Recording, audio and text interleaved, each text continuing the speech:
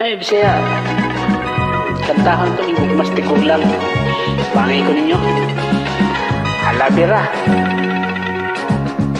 Day gusto ko nga mugasto ka nimo, daghan kaayo ko kwarta sa bangko. Libre ka na sa apartment, may auto pa, daginuta lang din taon ng gugma ko. Yo, sorry lang, gugma ko di ka bayran, bahalag maputos ako sutang. Kay putli pa kining akong kadungganan, dili na kubulingan. Dayon sa ba ang type nga laki mo, dili pa gwapo man sa taon ko.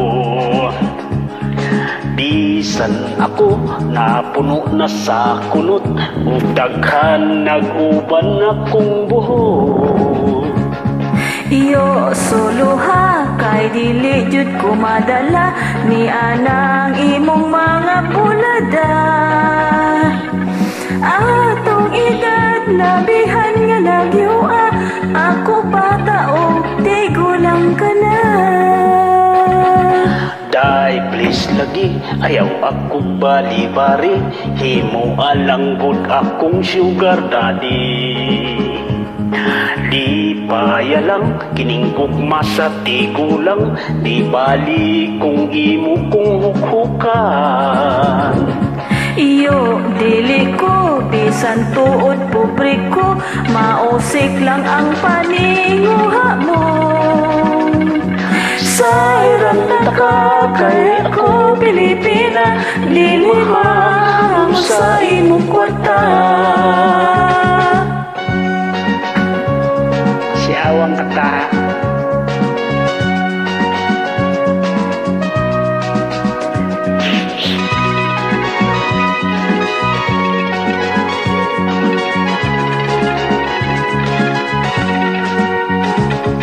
Day sige na, kas og chiki imo na, bisan lang og jutay pahikapan. Dili di ay kuyoks. Dilit mo, kaloyon kining gugma, magbasol ka darling, magmahay pa. Iyo no touching, bisan pa mag-unsa ka, ang gugma mo walay esperansa. Sayran taka kay ako Pilipina, dili ba mahamon sa imong kwarta.